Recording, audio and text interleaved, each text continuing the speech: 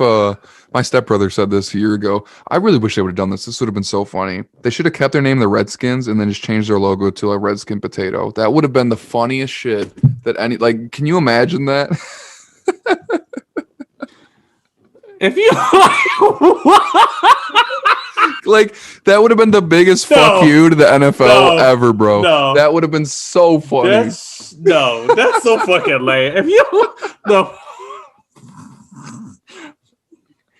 he was high, wasn't he? He was high when he said it.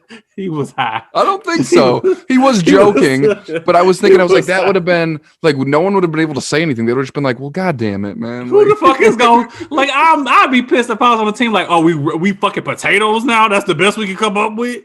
Like, come on, bro. If you don't get out of here with this shit. But okay, most of real shit. We want to talk about like some mascots, right? They want to kind of like, why don't they just like? So you know how they have like that whole hog, that hog pound or whatever. What I forget what it is, but like they always have like that pig, kind of mascot or whatever at their home game. So I'm like, why don't they just call themselves the Red Hogs? The Red Hogs. I mean, it's better than the Washington football team, bro. Right? You know what I mean? Just put a fucking pig. I don't know, but like, why can't you just do some shit like that? Right? Like, you know what I mean? Like, just make it simple. I don't know. Anyway, yeah. Pigs, potatoes, whatever you guys want. Don't not put a fucking red skin potato.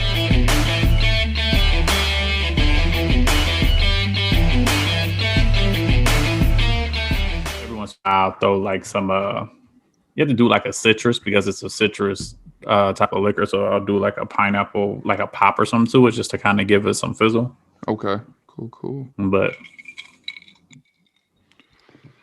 let me just Jack and Coke. Bourbon and Coke. Grown man, I'm sorry. Yeah, I like bourbon, man. I don't know what, like that just like hit me like a month or two ago, just out of nowhere. I've been drinking Red Stag. It's like the Jim Beam, but it's like cherry flavored, and I mix that with Diet Coke. And I've had rest. I've had yeah. I don't know if it's for me. Yeah, I like. Even though my friend, we went out to eat last weekend, and we went to Granite City, right there over on 7 Mile, and they had a black cherry Manhattan. Mm-hmm. It's pretty good. So what's your assessment on the food there at Granite City? Mm-hmm. It's straight. Like I don't mind. Like it's decent. It's decent food. Yeah, like I agree. It's not like really bad, but some people like speak the world of it, and I've had like hit or miss experiences. Sometimes I'm like, this is kind of average. Like it's just not. Yeah, good. Like I've never had like any of like their like much of their dinner menu, but I would usually, if I go there, because my office was used to be right over there, because office was right over there by where Masco and like Schoolcraft is behind there. Okay. But I would go there for lunch, and like they had like some pretty good like wraps and stuff like that. So gotcha. Cool. Bro, there's actually so much to talk about. I was kind of like, I didn't see this coming, and then today we got hit with some news, bro. Man, like it's a lot. It is a lot. Fucking Tom Brady, man. 4-year extension. I saw that it's voidable, it says. It's not a 4-year extension. It's just an extension on what he currently has. So because I think he signed like a 2-year, so they just made it into like a 4-year. Yeah. That's what it is. So he's extended all the way into this year and then next year. Gotcha. That's what it was. Yeah. I don't know how they didn't really play until he was 45. Yeah, we'll see about that, bro. You know what would really make me happy is if he had that like Peyton Manning's last year where he only threw like 9 touchdowns and 17 interceptions. Like if Tom Brady had one of those seasons, I said this at work today, I would take the Saints not making the playoffs the next 10 years for Tom Brady to have a season like that. Oh, it'd be so delicious to see. Why are you wishing bad on him though? Like, why do you want that to happen?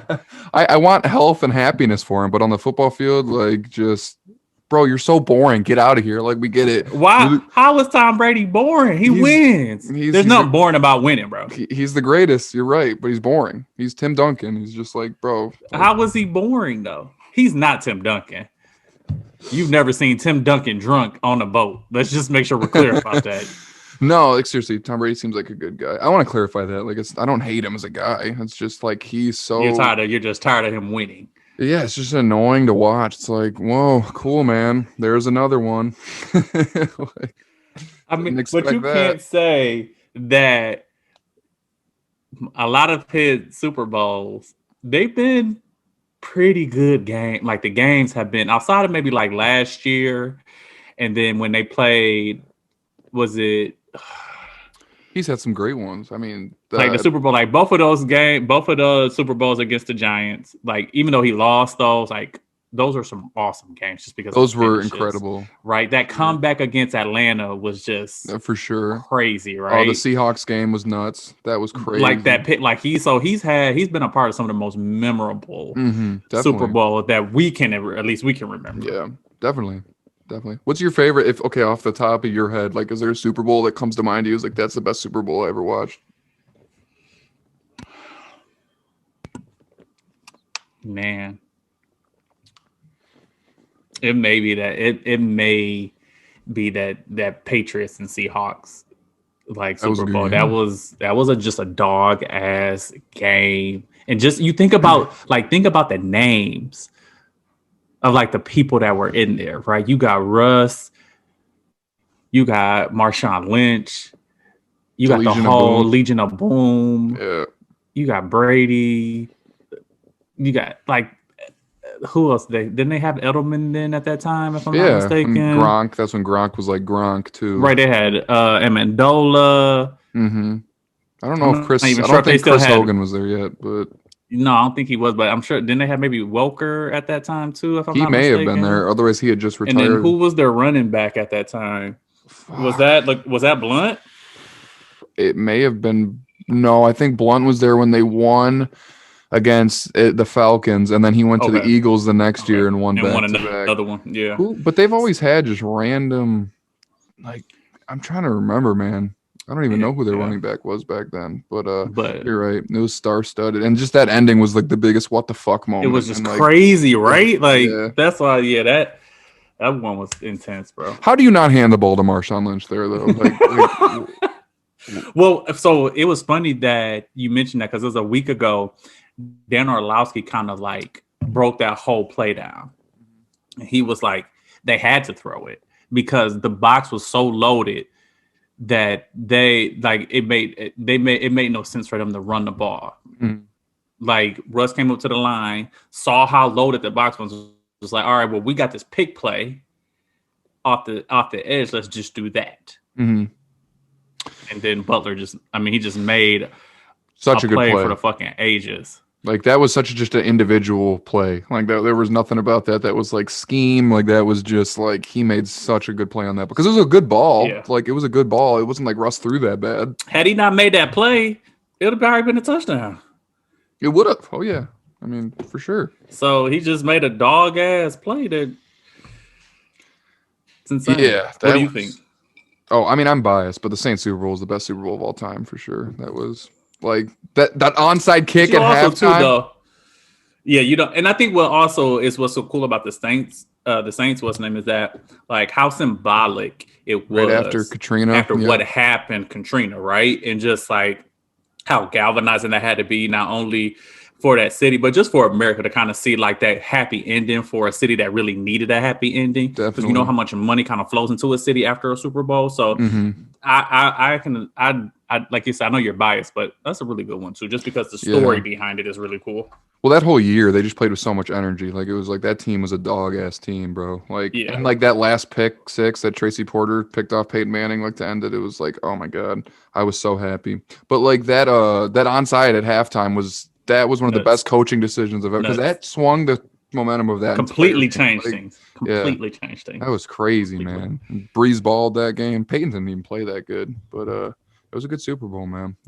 It was. I wish the Saints could get back to something like that, but you know, the refs don't like us very much, so they don't be screwed over, bro. Like that has to be one of the most blatant missed calls ever in the history of NFL playoffs. You would have been like in tears if you saw like me when that happened, bro. Like I don't know. You were livid. It was more just at first just shock. Like I was like I wasn't processing what was going on. I was like, there's a flag, right? Like what's happening, right? And then you see Peyton like running down the sideline, like throwing his headset, like freaking out, and And then they still kicked the field goal at the time, but I just remember as soon as I was like, it's over. Like they're like that's all the momentum's gonna be out of their Bro, you sails, should have. man. I Like, was in Cancun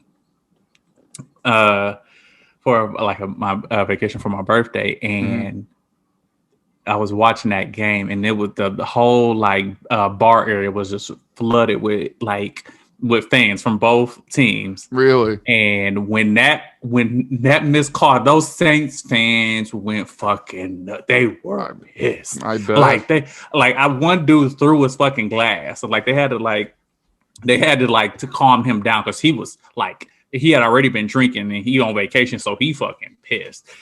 This is fucking. I was like, oh shit. Dude. I mean, like in that gratitude of a moment of a game, you're about to go to the Super Bowl. Like it was just like if they got that first, they could have just kneed it down and kicked the field like to win. Like you know what I mean? It was just like, what the fuck, man? Whatever. It's in the past. It is. It is what it is. But yeah, Brady. It'll be interesting. I mean, I think we were talking about this at work today. They got to be the favorites for next year. I mean, like the team is, what? Yeah, we'll get into it, but they have to, especially after moves that have been made by their opponent in the Super Bowl. They have to go and be in the favorites. Yeah, let's talk about that, man. So Schwartz and Fisher, right? Both released. They weren't cut. Whatever the difference is, but they're gone. I don't understand what the logic is, if it's for cap or if it's because they were injured or what it is, but both of them were Pro Bowlers, right? So I don't even know. Like, I don't know if it's like, are you planning on drafting a stud that no one knows about in the draft? Do you have free agents that you're looking at? Like, what is your logic behind that? That was clearly the issue. Well, they freed up, what was it, like 18 million by doing that? Yeah. And there's probably like the best probably the best free agent that's out there that they probably going to try to go after, and it's Trent Williams, right? Like probably the best offensive lineman, especially from a tackle standpoint that's out there. Is he a left tackle? I think I don't know so. what he is. Yeah, I think he's a left. He's just a monster, right? Huge. So they may that may be what it is. They just like, hey, let's get an upgrade. Right, because we can honestly say he's an upgrade from either Schwartzman or Fisher. He's an upgrade, right? And then you like, okay, well then maybe we can kind of either draft someone or try to get someone that we feel is solid that has potential that we can put on this in this other tackle spot. So I honestly think that's what they're shooting for. And if I'm Trent Williams and they can give me a decent amount and I can vie for a Super Bowl, yeah, for sure. Why not? Do you think, because I read today that Mahomes takes up 25% of their cap. I didn't even realize that. And I was just thinking, I was like, it's definitely smart the way Brady's gone about his career. And obviously he's already won rings. So it's like, that's the only thing he's looking for. And he makes off the field money. And obviously Brady's wife makes a ton of off the field money. So for him, it's more just, taking more financial sense for the team so that they can build around him. I get it for Mahomes. Like, you're young, you want that huge payday, but like, yeah, that takes up a lot, man. You're taking up a fourth of their salary every single year. Like, I don't know. Yeah, but I think also too, like the salary cap has gone up almost every single year since 2011, right? So no one expected a pandemic to come and then revenue to really kind of like falter because of it, right? Because this was the first year and since 2011 that the salary cap didn't go up, right? So I think once things get back to normal, right, and fans can get back in stands, and they get that new TV deal, I think it will start to correct itself, and it won't be as bad as what it looks right now because salary caps will go up a little bit higher, and they'll be able to kind of balance it. Yeah. Chiefs have some free agents too, man. Obviously, they just lost those two. I saw they have a couple other linemen. Sammy Watkins is a free agent. Pringle's a free agent. It'll be very. I'd let Sammy Watkins go. I would too. I mean, clearly, like, he's too injury prone. Yeah, and like they did everything they did this year without him. Basically, he was only there a little bit. I would try to keep Pringle though. I think he can be pretty solid. I think he can kind of slide into that Sammy Watkins role for sure, man. And like he could probably be signed on the low. I mean, obviously he didn't put up huge numbers, so keep him under like 10 million or something like that. And I mean, and we were talking about this too, like. Kelsey's not a young guy, man. Like he just had his best season, and the way I look at it, he can only really go down from what he did last year. Like I don't see him getting better. Like, and I love Travis Kelce. I'm a huge fan. It's just you got to realize he's going to be on the downswing here soon. Tyreek is probably, other than Mahomes, obviously their only like pillar that you can be like he's young. He's probably going to be around here for a while. But Hill's 27, Kelsey's 31. Yeah, it'll be interesting. I don't know what to think because I don't want to be a prisoner of the moment of just seeing them get their ass whooped in the Super Bowl like that and think like they're not just because of that game that they're going to struggle next year, because obviously they could just run it right back and be dominant again. But I don't know. I'm a little worried for them, to be honest with you. That line needs Yeah, I think the biggest thing, I think get that line figured out, and then they also need to figure out some things with their pass rush. Mm-hmm. Like if they can get those two, if they can get their trenches figured out, I think they'll be fine. Which I think they will, because who doesn't want to go there and compete for a championship? Yeah, right? Like you may have to take a little right. You may have to take some less money, but it's like, okay, at this point, what can I?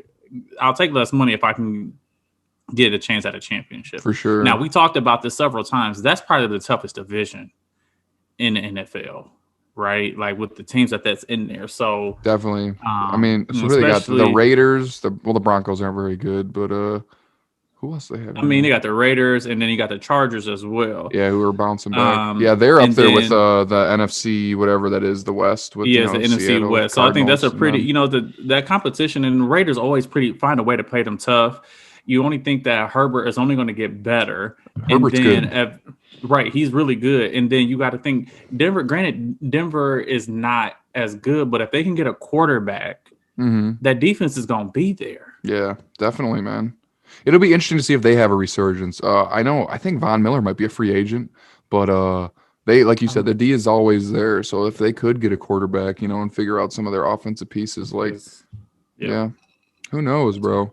What do you think of the Godwin? Because he got franchise tagged by the Bucs, right? Yeah, and neither one of us called that. No, I thought for sure he'd take money. Well, it's not really his choice if they tag him, though, right? Like he doesn't. Yeah, no, he doesn't have a choice in it. But we both thought it'd be, they probably let him go. You know what I mean? And slide Antonio into that second role or something like that.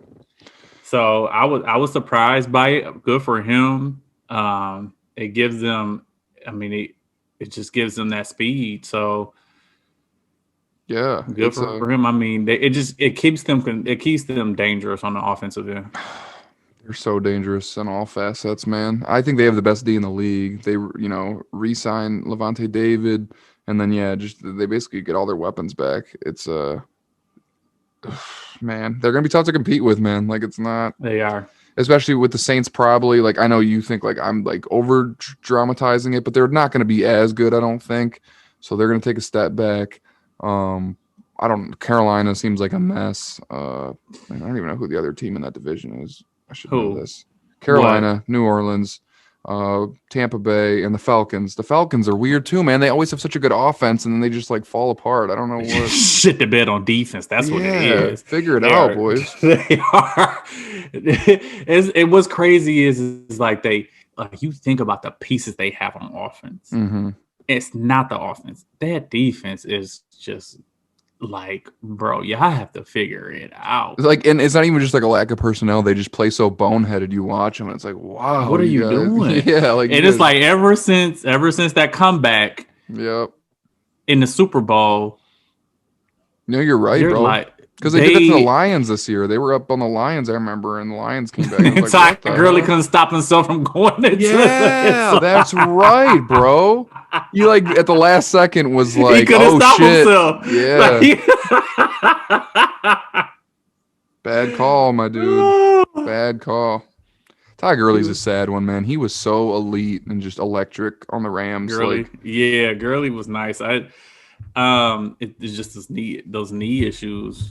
You know what I mean? What's your opinion on running backs? Because I kind of agree with the Cowboy way. I'm surprised they paid Zeke the way they did. It kind of bit him in the ass, and that's usually like not their forte. Like it seems like you get a good O-line and then you can get a pretty formidable running back, run him to the ground, and then like ship him off. They did that to DeMarco Murray. Remember that? Like he was like the leading rusher for a couple years, just ran him to the ground, sent him off to Tennessee.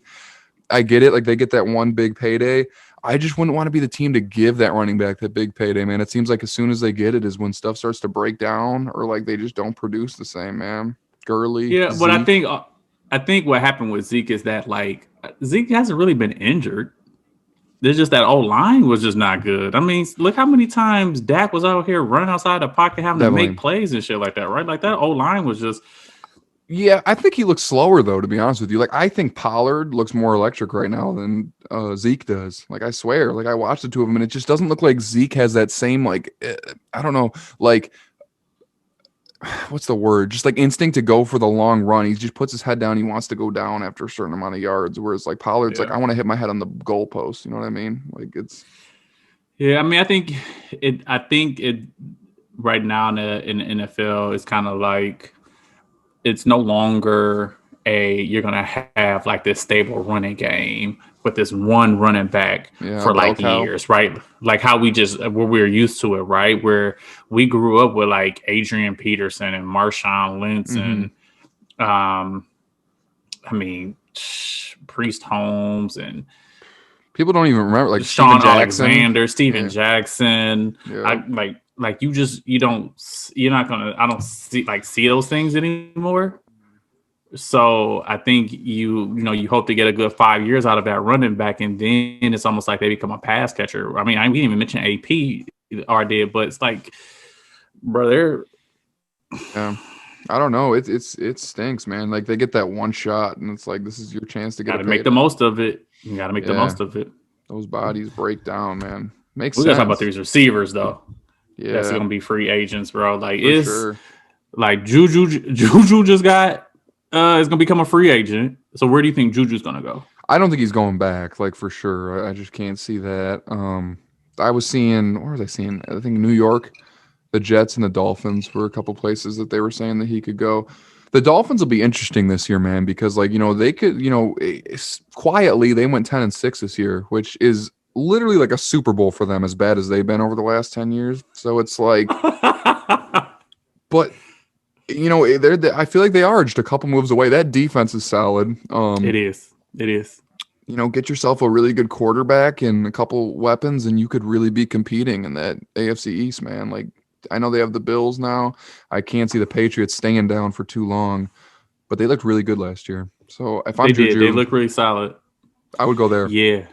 If I'm Juju, I wouldn't mind, especially because they had a cap room going to the Jets. You know what I mean? You can get your money and you can kind of start to build something there. Because him and Sam Darnold are both really young, right? And I mean, that's the one thing I think Sam Darnold's really kind of missing was just the fact that, like, who did he have to throw the ball to? No, dude, they're just I get what you're saying, but I would stay away from the Jets with my whole heart, bro. Like, if I was an NFL player, like, if you're going for bread, sure, get your money, bro. But like, if you're going to win, I would not be going there, man. That's not. I mean, they may change things. You got Robert Saleh in there, so I think he could maybe kind of change things and kind of get them to compete. But I think you can't get there unless you start to get some pieces, right? I think Sam Darnold is a decent quarterback. I think he really can be a decent quarterback. Mm-hmm. But he doesn't have any pieces around him. Juju will be a really cool piece to put around him. Now, if you want to talk about like another receiver, I think like Galladay. I kind of overheard this, and I was like, "Dog, what if Galladay go to Houston?" That would be nice. Would that make Deshaun want to stay? Now that you got Mark Kenny Ingram. Galladay, and they just signed Mark Ingram, right? You still got Cooks.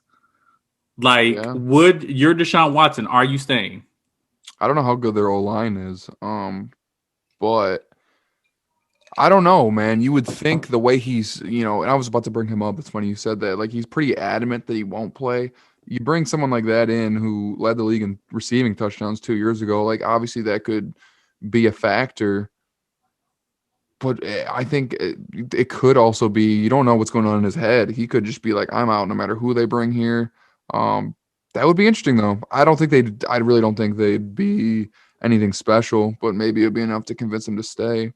But I was going to ask you, do But you realistically see Deshaun leaving? Because it's not his choice. And like you were saying a couple episodes ago, they're like, what are you calling us for? Like, they're not even entertaining getting rid of him right they're now. not. So, They're not. But did you hear the interview that that Cully had?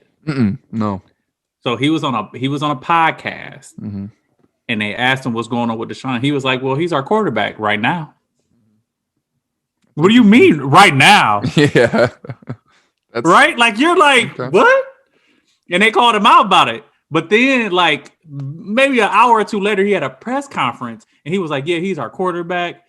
He's with the Texans." But in that podcast, he said right now. So it's Mhm. like, whoa, hold on now. That is What does interesting. that mean? Isn't Right? it And this weird the head when coach. Yeah. Isn't it weird when like organizations give little stuff like that, little subtle, and you're like, whoa, because the Seattle Seahawks, did you see what they sent out to their season ticket holders that had like Yeah, and that didn't even bring up Russ. Like, what are yeah, you doing? exactly, bro. Yeah, it was. Well, I think so. What happened is Cully kind of said that like right now he's our quarterback. Hmm. I don't know if he kind of meant anything by it, but he's like, listen, he's our quarterback right now, so that doesn't change anything. He's a Houston Texan, but I think the organization or whoever that PR person was like, hey, you can't give out, you got to watch your words. So they probably had a conversation when it was like, all you need to say is he's with our organization. He's a Houston Texan. Nothing's changing about that. Yeah. So, but I thought that was real interesting though. Yeah, man. Deshaun, Russ, the shrimp and jazz music's looking real good in New Orleans right now, man. I'm telling you. Come on down. It's Mardi Gras coming up. You'll have yourself a The good quarter time. two sisters. Get you a po' boy. Come Oh, on. man. Have you ever been to New Orleans? I have. I want to go, man. I feel like that'd It be a is a fun good place to. time. It I is love a shrimp. I good love time. jazz. Ooh. Get you some shrimp etouffee. Yes, sir, man. Go down Bourbon Street. Just party it up, bro. man. It's a fire time, bro. You gotta go. Yeah. Someday, It's man. a great time. I gotta go when I can like go see a Saints game though. Like I gotta go to the Superdome. Like I can't go to You gotta it. get the whole experience. Yeah. I think my life would probably be pretty complete after that.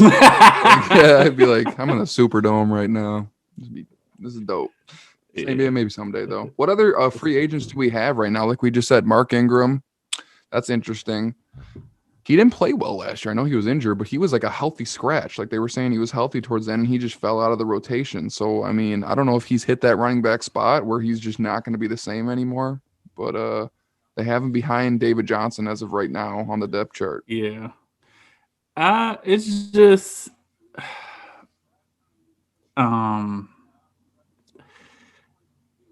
I don't know about Mark Ingram. Like you said, he's just like all these healthy scratches or whatever, right?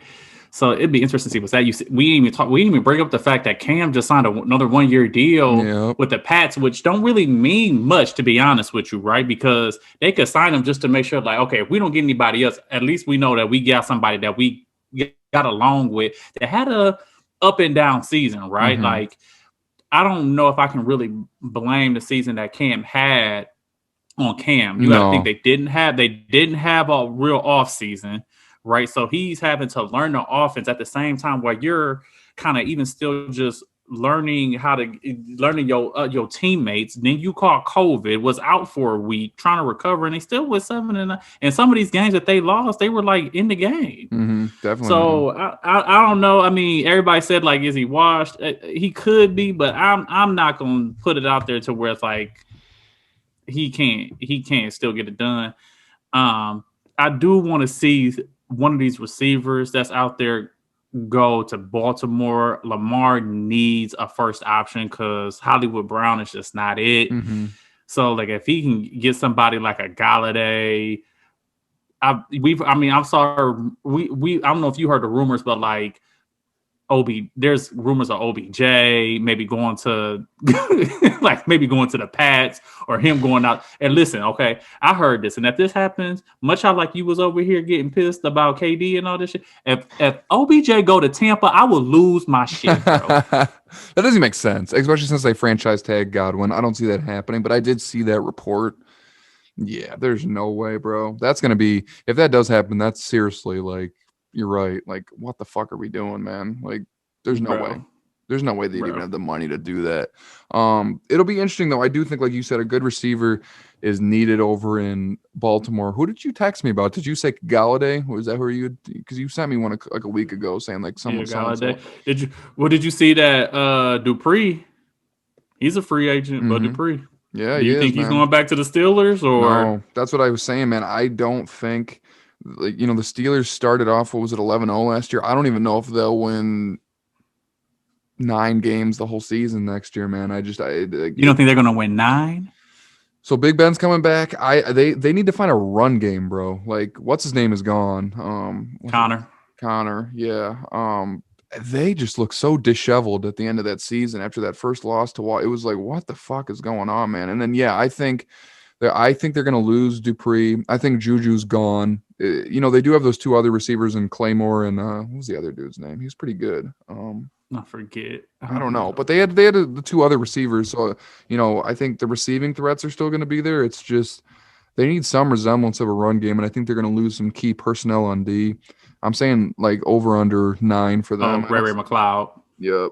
I don't think they'll win 10 games next year. I really don't, especially with the emergence of the Browns. Um So okay, can we? I need to roll this back because like like everybody talks about the Browns and like how they beat them in the Super Bowl and it was just like a thrashing, but like that game was close. Like that game got real close. Like had the Steelers not kind of debacled that whole entire first quarter, yeah. they probably could have won that game, bro.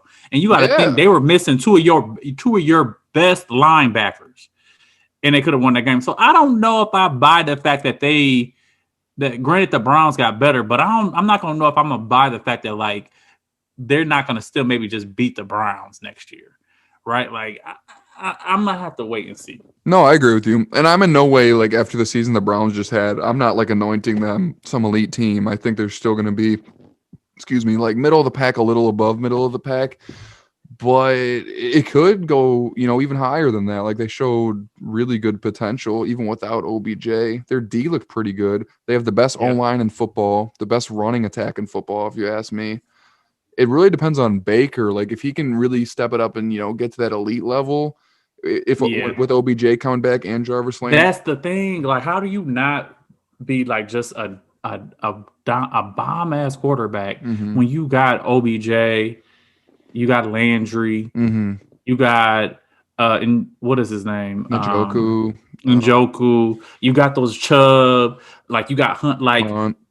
all you got to do is just get him the ball. Yeah, man. Especially with OBJ, you put him in a slot, just give him the ball. He'll do everything else for you. Yeah, exactly. It's now granted he played a little better towards the end of the season, but the jury's still out for me on Baker. You and I both. Like, I definitely don't think he's a bust, but it's like I don't know what he's gonna Especially give me. you look at the other quarterbacks that he was drafted with. Mm-hmm. For sure. Them being one was an MVP and one was what second or third in MVP Mm-hmm.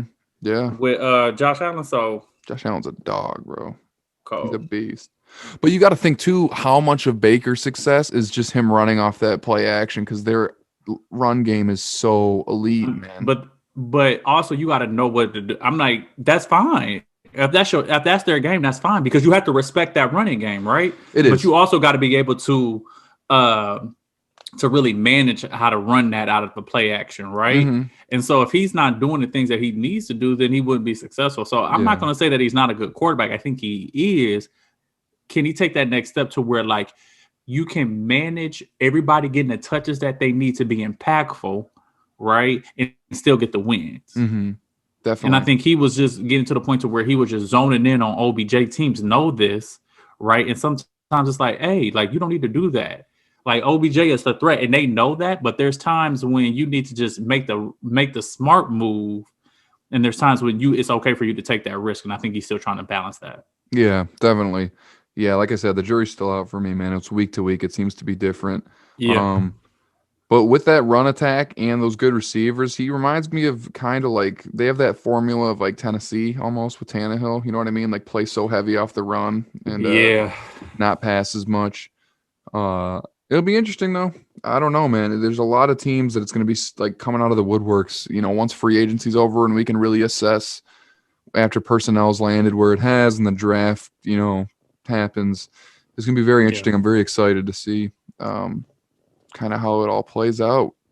So Go ahead. Well, no, go ahead. Finish your statement. You what? I'm just excited. I don't know. It's going to be interesting to see, like I said, where everything plays out. And this next season is going to be very interesting to see if, the Chiefs can run it back. The only thing I'm really for sure of is I think the Bucs are probably going to be at least in the NFC Championship game. That part. Yeah. I don't disagree. I don't disagree with you. And I think to be honest with you, I think it can be them playing the Packers again.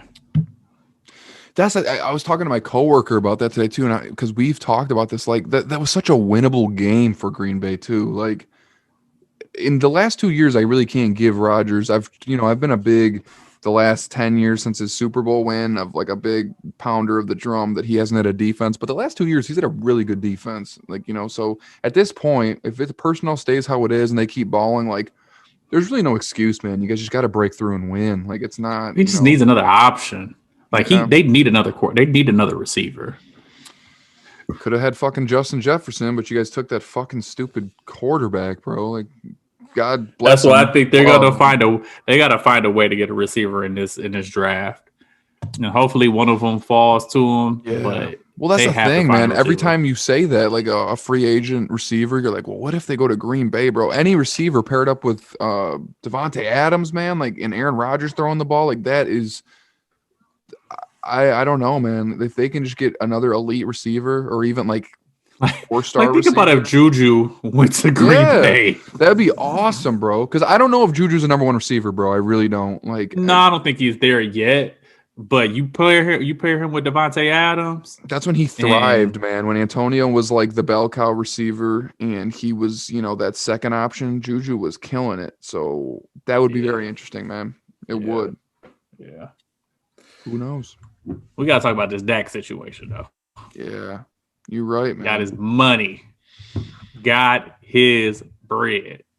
Yeah, I gotta ask you, man, because my fear, and I like Dak as a person. This isn't like any bad wishes. Knock on wood. Could it be like a RG3 situation where he just really hurt his leg in a really bad way, and either that affects him mentally or physically to the point where he's not going to be able to perform how he was performing?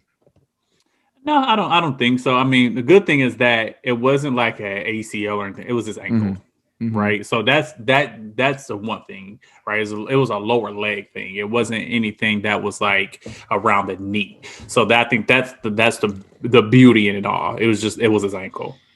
So I think he'll be fine. But they do have to get a better line.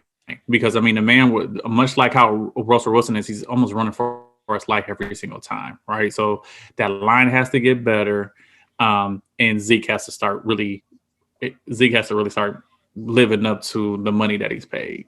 Definitely, I agree, because they got in my opinion, are not arguably the top three, but arguably the best receiver core in the league. Man, you've got. Your third best option is what's his name, CeeDee Lamb. Like that's crazy. And then you've also got, what was the second? Cooper. Dude? Who? Amari Cooper. Amari Cooper. What's that second dude's name? He's really good dude. Michael Gallup. They've got 3 really good receivers, man. So it'll insane. Yeah, I don't know how they're looking defensively either, though, because they had some really good personnel there for a while, and then I know they had some injuries and people opting out. That's the thing. They got it. Their D has to get better. They just were not a good team this year at all. Like, I mean, you got the Marcus Lawrence. He has not at all lived up to that money that he got, dude. He was a dog before that contract. He was. But it's like, can he get back to that? I don't know. I mean, I don't know how old he is. I wanted to think he was a little bit older. I might be wrong. He's 28. Okay, no, he's fine. No, that's not old. So I think he can. He just got to produce, right? Like he's just got to produce. I think my biggest issue is like they need. You got some pretty solid running or linebackers, and they're just not. They doing still it. have Van Der Esch. They got Van Der Esch. You got Jalen Smith. Like you got some young dogs at linebacker, and these guys have to really start producing. Definitely. Their whole D as a unit. They just looked bad last year. Like letting mediocre at best teams, not even mediocre, like pretty bad teams like the Giants, like beat them or like, make games close. They had we all know that division was the worst division ever in NFL history. Yeah, so if you don't have a good record in that division, no one's considering you even remotely a contender because that division was trash. However, the Washington football team now, they got a good D, man. So it's like if they can get some, they got a dog team as far as like their defense. I even like some of their pieces on offense. Like they have some. You got Antonio Gibson, JD McKessick in a running back game. They got some decent receivers. Yeah, that one receiver, Scary Terry. I forget his name. Terry. Terry McLaurin. Yep. They have, who's the other receiver? I don't know who the other dude is, but McLaurin's really good. Yeah, he's nice. And then, they got Thaddeus Moss. That's Randy Moss's son as a tight end. Like, they got some decent pieces. The GOAT's son is playing tight end. He's a big dude, though. Really? Interesting. He's 6'3", 250. Wow. That's a big boy. I didn't even know that. That is, man. I had no idea. So, yeah, that's the big boy. Yeah. What if my stepbrother said this a year ago? I really wish they would have done this. This would have been so funny. They should have kept their name the Redskins and then just changed their logo to a Redskin potato. That would have been the funniest shit that can you imagine that? If you like that would have been the biggest fuck you to the NFL ever, bro. No. That would have been so funny. That's so fucking lame. If you he was high, wasn't he? He was high when he said it. He was high. I don't think so. He was joking, but I was thinking, that would have been like no one would have been able to say anything. They would have just been like, "Well, god damn it, man." Who the fuck is going? Like, I'd be pissed if I was on a team like, "Oh, we fucking potatoes now. That's the best we can come up with." Like, come on, bro. If you don't get out of here with this shit. But okay, most of real shit. We want to talk about like some mascots, right? They want to kind of like, why don't they just like? So you know how they have like that whole hog pound or whatever. I forget what it is, but like they always have like that pig kind of mascot or whatever at their home game. So I'm like, why don't they just call themselves the Red Hogs? The Red Hogs. It's better than the Washington football team, bro. Right? You know what I mean? Just put a fucking pig. I don't know, but like, why can't you just do some shit like that? Right? Like, you know what I mean? Like, just make it simple. I don't know. Anyway, yeah. Pigs, potatoes, whatever you guys want. Do not put a fucking red skin potatoes. That would have been the funniest shit ever, bro. He was high when he said that. He wasn't, bro. I don't care what you say. His edible was kicking in. His high was just kicking in. I don't know what it was. He was high. No, man. I promise. He just said it, and I was like, wow. Like, yeah, because I'm thinking and about you're over here agreeing with this shit. Well, I think it would look really stupid, like you're the potatoes, but like it just would have been so funny for the league to be like, well, we can't yell at them. Like, okay. This is funny. Let's get over to the UFC, bro, because we were talking. We got some off predictions last week, man. Obviously, we knew the GOAT Nunez did what the GOAT does, and absolutely just. And it was funny after the fight. I just went back and watched her other championship fights, and I was like, I really don't know why anyone would have expected anything less than what she did, man. I think it was a triangle choke, but it was for sure a submission in the first round. And wow, bro, like where does she go from here? At this point, it's like, do you even have, competition? Yeah, like what? I don't really know much about that division, but it just seems like belts in two different weight classes. Light, was it featherweight? I think it's featherweight and bantamweight. Yeah, but at this point, man, just showing that she can be on the ground like that and submit people. We already knew she had like the best hands and striking game, so it's just like. I'm perplexed. Like, you might as well just retire, GOAT. Like, there's no one even here for you, man. Like, it's not as money to be made out there. It's just who's gonna be willing to try to take it. It's true. That's crazy. Because you get a fight with her, it's gonna be a main card, and you're gonna get some money. Definitely. Yeah, the money's always gonna be there. But you're gonna get you some money to get your ass whooped too. Like, cause her being so versatile, and she's just on you from jump. Yeah, man. Those hands, bro. Like she's just so good at slipping punches and countering, man. Like it's crazy. Like you'll just see that moment where she catches him flush and it's like, oh, they're out of it. They're in trouble. Like, you know, like, Done. yeah, It's the it's like, moment. yep. It's The nuts. moment. Cause that, go ahead. I was just gonna say, what's your reaction to when a woman gets slept compared to when a man gets slept? That's a good point, man. Because like, Because I get more nervous and like anxious when a woman gets slept compared to a man. like you think something could seriously be wrong? Or... Like I'll be like, oh shit! Like like my reaction is way more. Yeah, that's fair, bro. And then it's And with it's the not- guy. It's like, loser.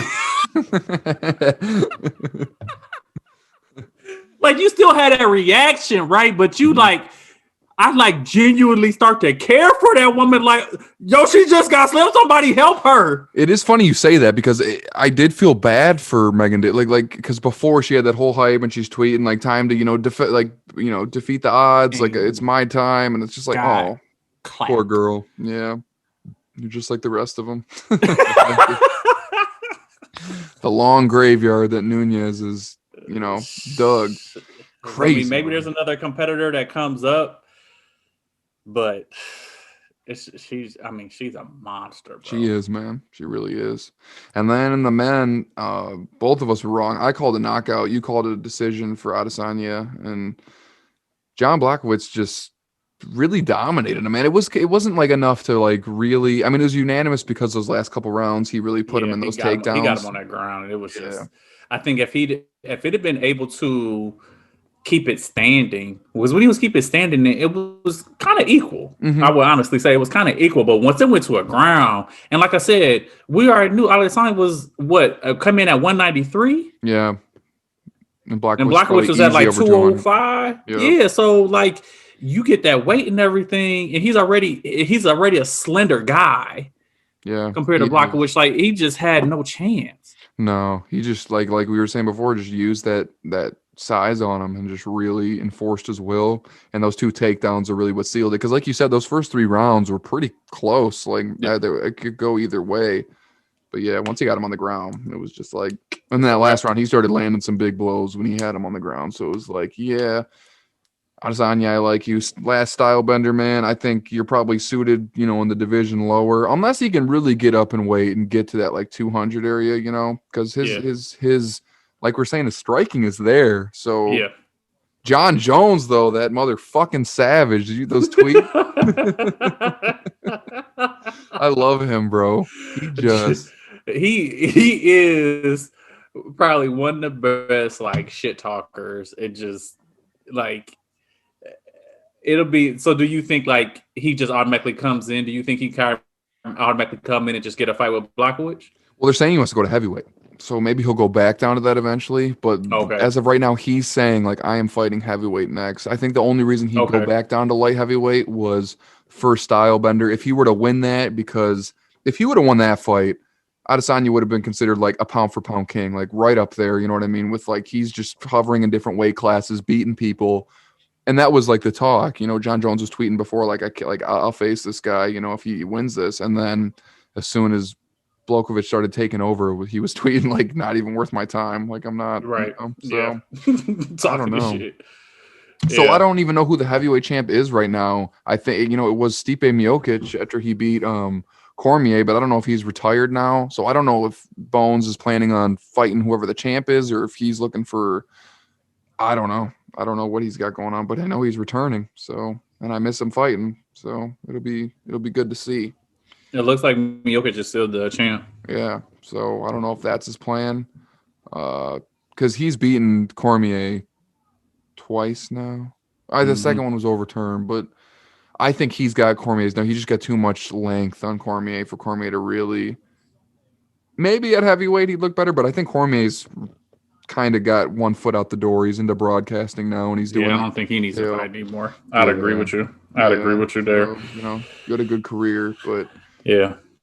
once, I've heard Joe Rogan, a lot of other fighting experts say this too. Like in fighting, man, you can't have that 1 foot out the door mentality, bro. Like, No, it's got to be you got to like, be 10 toes down yeah, in that shit, yeah, or somebody gonna smell blood and yeah. clap you. And I think that's what happened to Connor. Connor. Like either you are in this or you gonna get caught, and that's what happened. I would agree, man. I would agree. Do you think if there's a trilogy, like he comes back and goes back to his roots and, it's not about, the money anymore and he can kind of get down and dirty again and bring that dog back out of him? Or do you think like you think he's submerged in the fame? I think it's done. And this is the thing, he doesn't need to. He has his whiskey, right? That man don't need to fight anymore. Just let it be gone. The great Marvin Hagler said it's hard to get up and do road work at 4 a.m. when you're sleeping in silk sheets. That part. I mean, just like that's some wise words from a decent man as lyrics from Drake. Like, yeah, it's okay. It's Yeah, okay. man. You had a good run, bro. And you made shit ton of money. The only one that could do it was Floyd. Like Floyd somehow, Yeah. like it's that is what's another thing. I know we bring him up a lot, but like that is insane. The amount of money he'd make, and he never cheated the game, like ever. He was always in supreme shape. Like he was ready every time. The thing is that like Floyd could wake up and just be automatically at weight. Yeah, Like he didn't have to do any extra training or anything. He just woke up and was like, all right, let's go. You know what I mean? Like he just kept himself in really good shape, right? And the team he had around him, the work, like, I don't know if people really appreciate, like, that man put in work, right? And was just consistently on his grind and mastered his craft. he did. And I mean, you may talk about people talking about later on in his career where he didn't really fight some of the best people, but he took on he took on Canelo. Granted, he was young, but like he still took him on and handled him. Mm-hmm.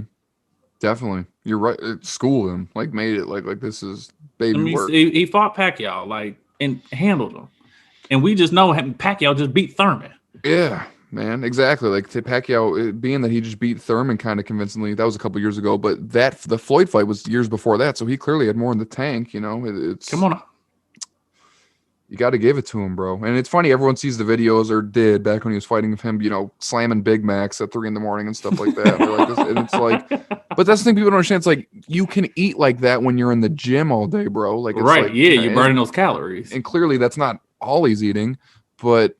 And that's the same thing with LeBron. I've heard Tristan Thompson in an interview saying, like, LeBron is the biggest sweet tooth you will ever meet, bro. The amount of pancakes and, like, French toast you'll see this dude, like, eat and just, like, candy and stuff. But, like, he just burns it because he's working constantly. You know what I mean? So it's when you spend $1 million on your body. Yeah. That was funny. You can have a cheat day. Yeah.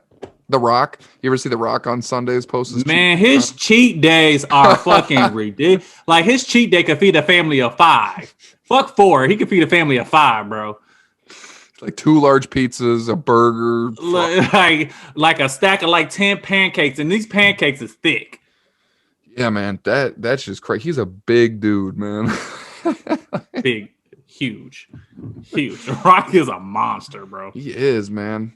All right. So what's the fight that you want to see, in the UFC that you want to see next? If you could see one. Yeah, like John Jones has got to come back and fight someone that, him versus Stipe would be very interesting because Stipe, in my opinion, has just solidified himself as like the greatest heavyweight in UFC history, being that he's defended it. He lost it to Cormier, came back and beat him twice. So that would be a great fight. I'm a big Stipe fan too. And John Jones looked mortal 2 fights ago. He had a unanimous decision that a lot of people were like, we don't know if he deserved it. I think he did because I'm like a firm believer in any fight sport. You have to beat the champ, bro. Like it can't be like a, back and decision. forth, like win. Yeah. But just like, no, like if this is the champ, they got to give him the benefit of the doubt, and you have to come in and really take the belt from the champ. That's just like kind of how I was always taught watching fighting sports, and that's just kind of how I believe. So I don't really agree with that, but he definitely looked mortal. Like he didn't just kick the dude's ass. So yeah, it'll be interesting. His age is, he's not as young as he used to be. But that'd be a good fight, man. John Jones versus Stipe. that would be. Probably And then, like you It said, would I don't be. know about Connor anymore, man. Like it's just he's kind of seems to me like he's got one foot out the door. I think Khabib is done. Like he just seems like a I dude that mean, he like said he means. was. Yeah, that's about to say. He seems like he's a dude that like means what he says, even though a lot of fighters retire and then come back. Like I don't No, know. he's one of the people that like you said, he means what he said. Like he committed to his word, and he made a promise to his mom. Like Yeah, how you gonna you can't take a promise from your mom, bro. Like you exactly. just can't do that. Oh, I miss watching him fight though, bro. Like just knowing like he's not even gonna try to knock you out. Like he's just gonna get you on the ground and submit you. Like that. Like I talked about that. He is kind of disrespectful. Like he literally is just over here like beating people ass. Like I deserve this. Like give me this. And he's like, you know I deserve it. Like why are you talking to me while you over here hit me in my head?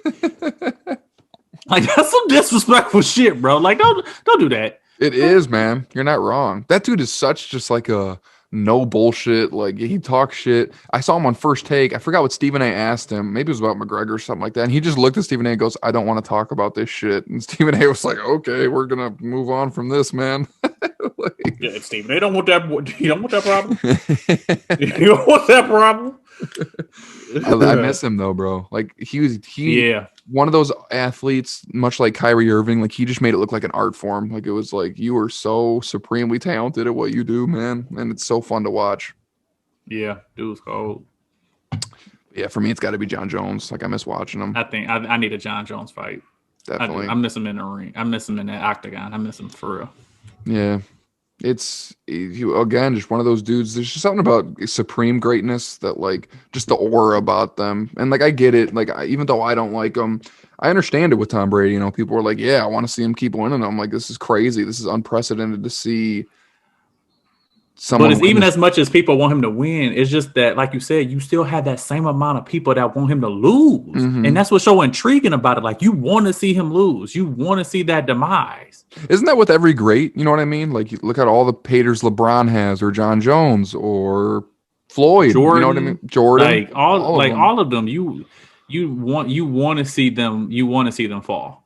Well, that's what's funny, man, is like, you know, I grew up, Jordan was just the greatest ever, you know, like you always heard about Jordan. And then like I talked to like my dad about it when like the Bad Boys 30 for 30 came out, you know, 5 years ago or whatever. And like, you don't even realize, like he was telling me, he's like, bro, we all hated Jordan. Like no one liked Jordan. Like it was, you know, we like him now, but like in the day it was like, Because Jordan. it was our team. Yeah, exactly. Like we knew was Jordan the best player in the league? Yes. But we had the best team. yeah. Right? And he was over there whining about the fouls and shit like that. But that was the game then. Mhm. And that's just how we played. Yep. So yeah, didn't nobody like him, but you knew he was the best player in the league. Definitely.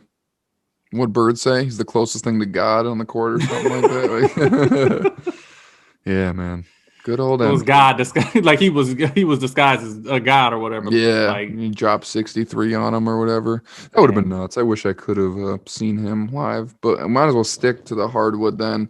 Blake Yeah. Griffin signs with the Nets, bro. What's yay! your take? It doesn't make a difference to me. Like I thought they were gonna win no matter what, so it's just like whatever. So I know you're pissed about it because you just hate KD or whatever, because but this is the thing. Like, does it help them? Yes. I don't think it helps them as much as people think it may help them, right? And this is how I view it. Like Griffin he has gotten to the point in his career where we know he's not that guy anymore, Mm-hmm. right? And so he is what I would think what the Lakers have in Montrezl Harrell. He's just probably a little bit more skilled. He can come off the bench, get you some points, get you some rebounds, and be like a backup center, Mm-hmm. right? That or a backup power forward. That's how I view Blake Griffin. He can get you 10, maybe 12 points a game, get you about 6 rebounds, and then just kind of like, you know, be able to anchor some of that offense. And then, so I think that's how I view him coming to the Nets. I don't think it's like this major signing, like, oh my God, they just got Blake Griffin. Like, No. realize where Blake Griffin is in his career right now, and he's just not what you're thinking he is. You think Blake Griffin, you think about LA Clipper. That's not him anymore. No, definitely. So does it help them? Yes, it definitely does it because it gets them back to where they were as far as being a deep team, right? Because even before they have Blake Griffin, I feel like they were pretty deep, but now adding Blake Griffin makes them deeper. And I would honestly say I think he makes them adding him makes them the deepest team in the league. Good for Kevin Durant, man. That's the thing with me, like you just said though, like it's like it didn't really do anything for me. I don't think they needed him. It didn't like it was move like, the needle further. Yeah, like it's like I said before the season started, and this was like when it was just Kyrie and KD. I was like they should be a lock to win the East. Like assuming they're both healthy, like this is the most talented team. They lost some depth getting Harden, but then they got Harden. Like and it was like, okay, now to me they're the definitive favorites to win the championship, and now Blake's there. And like you said, I don't think like that's going to swing it huge, but it definitely helps. I don't know. My question really is this, like we saw after Golden State how much it ate at Durant that like, people didn't give him the credit that he thought he deserved for winning those 2 rings. He said, after winning them, like he didn't feel the emotions he thought he was going to feel. And then like the Twitter account things where they found out he was, going back at people. How is this any different, bro? Like I feel like you're going to have that same hollow feeling after winning as many championships as this team is going to win. That's seriously what I think. I just think KD, bro, like it would have been so cool to see because you went that Kyrie and him and LeVert and Dinwiddie, like before the season started, that team was a top 2 team in the league, man. Like you could have easily won a championship. I really not easily, but I mean like it was easily realistic that they would have won a championship. So I just don't get it, man. It's realistic. But I also don't think like that team could have beaten the Lakers. Lakers right now look like trash. So I mean, yeah, but if you think about the beginning, like you look at that Nets team and you compare them, they I don't know if they would have been like they really didn't have an answer for like AD, right? I would have liked to see it. So, I think KD will get some. I don't know if he'll get that same enjoyment because he's missing a lot of the season with the injury and everything. But I think he can get some enjoyment in knowing that like he's the leader of this team. In Golden State, he wasn't the leader of that team, and he was very much like kind of. I mean, we knew it. He was hated, right? So almost kind of like he had like this monkey on his back or whatever, and then when he got there, he wasn't celebrated as like he wanted to. I think in this situation, I think he'll probably get some of that acknowledgement of just him being great if he can come back and really come back balling. I would say if he can come back by the end of this month and get back his groove and everything and then head into the playoffs like we're expecting him to, I think he'll get a different feeling. But because then I think he can go and point the finger and at Golden State and Draymond, but like, see, I told you. Especially right now. Yeah, I mean, especially right now, because you look at Golden State and the way they got popped yesterday and the way that they look, like I don't know. He would be able to say that, but it's just like, first of all, on the Golden State front, Clay's not there, which changes everything. And then on his front, to me, it's the same thing, bro. It's like you didn't join a presently constructed all-time great team. Like, I guess I'll give you that. Good for you, KD. But like, this is a fucking all-star team, bro, that you're on. Like, oh man, you're the best player in the league, man. Like I don't think he needs all this. I think it's gonna eat at him somewhere. I don't maybe everyone else will give him the credit, but in my book, Katie, you have 0 rings, my friend. And you have a lot to prove to me on the championship scale. That man KD has nothing to prove. Because you take him off that Golden State team, they don't make it to the finals and they don't win the finals. Well, the year that they just lost in 2019, he was injured in that semifinals and Steph carried him to the finals. So I mean, like, but they played Portland. Was it Portland? Yeah, it was Portland. You're not wrong. I don't know, man. It's just I feel like for the Golden State and now this, it's just to the point where I can't say before in basketball, even with the Heat, when like they got together, it was never like this team is far and away easily going to win this championship barring injury. Like that's what? I didn't feel like that. You didn't think that with the Heat? Are you serious? Well, I was young. like yeah, like you gotta think like you had LeBron, D-Wade, and like I think people are underestimating how fucking good Chris Bosh was when Yeah, he people was in don't know. Toronto. 25 and 11. That dude was Like he was like a monster when even when definitely. he came to Miami, he was still putting up like 19 and 8. Like he was still a big like I think people had to start appreciating what Chris Bosh was, He was so good. right? Prior to him coming to, he was putting up about like 24 a game. Like Yeah, he was cold, like he really was cold.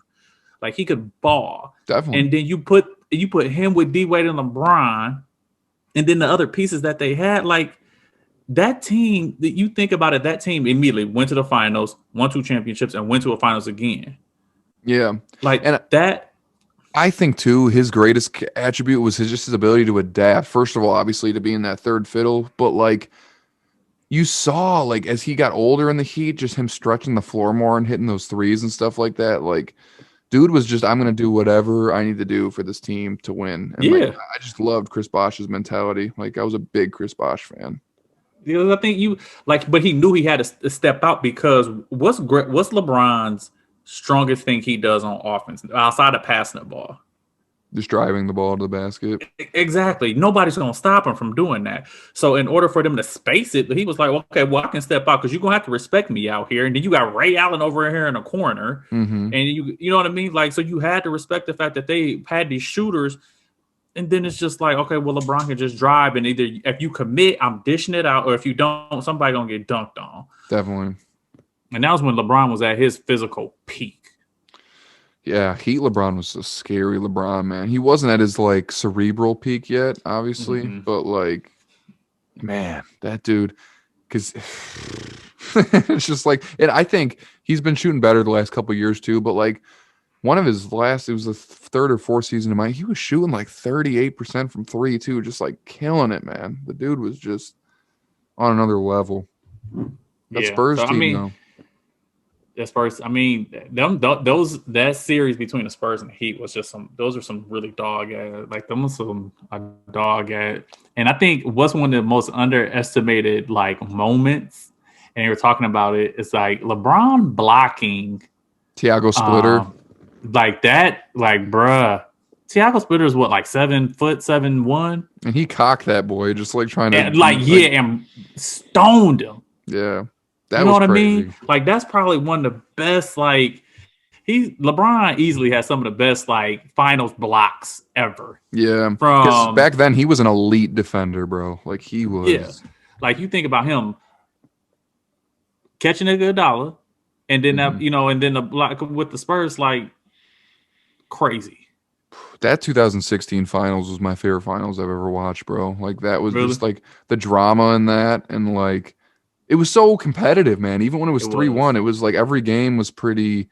And then like Cleveland ripped off, like blew them out 2 games in a row, and it was like, holy shit, man! Like this is crazy. And like LeBron did some things in that series that I was just like, obviously the block, but like I don't know if you remember the play. LeBron got a steal, starts tripping up, and he like tosses it ahead to Kyrie, and he threw a lob to him, but it was way like it looked like it was going out of bounds, and he just like I don't know how he caught that ball and just yammed it. It was like, dude, oh man. Yep. And then that shot that Kyrie hit though, like. Yeah, one of the greatest ever. Talk about a fucking dagger. Pisses me off because if LeBron hit that shot, Skip Bayless would be like, "There was 50 seconds left. That wasn't a clutch shot." I'm like it's like, you know what I mean? Like it's just like Skip Bayless is probably one of the biggest LeBron haters ever, bro. It's weird. It's like he's made his career off that, man. Like he knows, like he really has. Yeah. I mean, he hates on him. He hates on Dame hard. I don't know why he hates on Dame so hard. What is the like? I don't understand. The notion that he's not clutch. I saw a video the other day, like Dame Lillard has hit a clutch shot on like every team in the NBA, and it just showed a video of like him hitting a buzzer beater or tying point within like a minute of every game on everything. And it's just like, dude, Hayden, what is your argument that he just doesn't get the respect because it's literally because it's the market that he's in. Get him out of Portland, get him in New York, get him in Miami, get him in LA, and I promise you, Dame will get the respect that he deserves. Yeah. I wish him and LeBron would play together because they love each other too. Like they say just glowing things about each other. Yeah, that would have been a good pairing to watch, man. That would have been. Because LeBron likes that like Kyrie type sidekick, like here, I'll give you the ball and just go to work type thing. Like do your It gives thing. him a chance to rest, and he knows it's just another bucket right there. You know what I Hmm. mean? So Exactly. yeah. AD, what do you think is going on with that? Like, do you see him coming back and finishing the season 100% healthy? Like, I'm nervous for him. Like, I don't know what's happening. I don't. I think he probably won't be back until like April, like mid-April, just because they want to be as cautious as they can, right, and Mm, make sure that he has enough time to tune up for. So I think they want to give him at least maybe another like 15 games before the start of the playoffs, and then those playing games will give him a little more rest, mm-hmm. and then start to tune up for the playoffs. So I think they just want to be as cautious as possible. Yeah. They I don't don't want to know. happen to him what happened to KD to happen to him. So. Definitely. But they got to figure it out, man. Like, it is looking bad for the Lakers right now. Like, I don't, It is. if they don't turn it around, I could see them getting bounced in the second round. Like, that's a very realistic possibility. Um, Yeah, I don't know. Like LeBron is just at an age where he can't like drag a team to greatness. He needs, something else, which everyone needs Yes. another star, obviously. But I don't know. To me, it's like I don't see anyone even coming close to beating the Nets. Like that's where I'm at with it. I mean, there's some teams that I think can get there, like especially in the West, right? The East, I'm not. I mean, the Bucks are starting to find their groove. So I think that can be a tough matchup. But I think just from a guard standpoint with Kyrie and James, then the Bucks just don't have an answer. And we know they don't have an answer for KD. I don't think anybody does. No. But what about the But Sixers? Do you think like or do you think they just there's not enough playoff who experience who there? Like, who like just okay? So they're probably going to end up putting Ben Simmons on KD. yeah, Good that make luck, the most sense. I mean, Bayon Benson, I know right? last week I trashed him, whatever. I don't think he's a bad player at all, and he is one of the best defenders in the league. So it's like he So would let's say be, they put him on KD. yeah. You gonna put Shake Milton on Kyrie and Steph Curry on James Harden? There's just too many weapons, bro. Like It's just it's so. But out west is gonna think it's gonna be where a lot of people have to pay attention. Like the Suns are moved, their Suns are starting to click. Portland are getting players back. Like Nurkic is probably like a week or two away, right? CJ will Like be back. CJ will be back in like another month. Like they're gonna get better. Yep. So it'll be. Where's And who LaMarcus knows, Aldridge gonna go? Does he make right? much of Like an impact? I think he may go to the Lakers. I honestly think he may go to the Lakers, either there or he go to, or if he doesn't go there, he may go to the Suns. Either way, because I haven't watched him much the last couple years. I mean, he's like a lot older and he's slow, but like I don't know. Is he still like can he still hit the mid range and do what He's he was still doing? gonna hit Like, you with that turnaround, mid range, that fadeaway post, and I get you about appreciate six. that like old style basketball. I miss That's watching why, it. Yeah. and he's dangerous at it. But that in the Lakers, like late if the Lakers pick him up, that's pretty much like like a Blake Griffin pickup. You know what I mean? So Hmm. Pretty much, yeah. And then Drummond, like, who knows what's gonna happen with him? Like I've said, I've told you, I think he needs to go to. I think he needs to go to Boston. that Will it would be happen? very Do they have the interesting. money? I don't know. But if he goes to Boston, that would really solidify a lot of things for them. Danny Ainge, man, and I've heard Nick Wright say this on First Things First. It's like, bro, you have all of these assets all the time, and you're too afraid to make like a big jump to like push for a championship. Like, I don't get what his deal is with that. Like, you keep stockpiling draft picks, bro. Like, that's not like it's good to have, but also like you can use some of your assets, man, to acquire like you're saying like a player like that could really push you into Shifting. contention. Because like Mm-hmm. you look like a great team right now, but once playoffs come around, I don't think they're going to beat the Sixers. I don't think they're definitely not beating the Nets. And then the Bucks. They just lost to the Nets last night. Yeah. Fuck, dude. Kyrie put up 40 last night. He like just watching him, even when in the All-Star, he looks determined. Like he really looks determined to like make a point. I don't know what point he's trying to make, but he looks very serious right now. I think he's better than James Harden, bro. I know no one else thinks like I don't even like Kyrie personally, but I just think he's one of the most talented players I've ever watched play basketball. Super talented. I Not don't know if he's defensively, better. but I think that's the thing. Like he's a good individual, like one-on-one player. I just like much like you said about Carmelo, where he's like a great isolation. I mhm, just where James kind of sets himself apart is his ability to get others involved. mhm. Kyrie's never going to be a player that's going to average 20, like 11 assists a game. Yeah, no. And that's what kind of sets James apart from Kyrie. That's a good point. Yeah. Yeah, or James can dish the ball and he can rebound, which is a really big, asset to have as a point guard, pretty much. So, but I do think just from a shooting and just like offensive standpoint, I think Kyrie's better though, for real. I give you that. they're so good. That team is. They are. I mean, you arguably have like 3 of the top 5 best offensive talents in the league, man. Like, whew. I think. And the I don't defense know what, is starting to come together too. It is. I mean, I don't know what the contracts look like, but if you keep those 3 together, they could three-peat. Like I was just about to say, like, they could three-peat easily. Get an MVP for all of them. Like, just right. Like, you want it this year? All right, cool.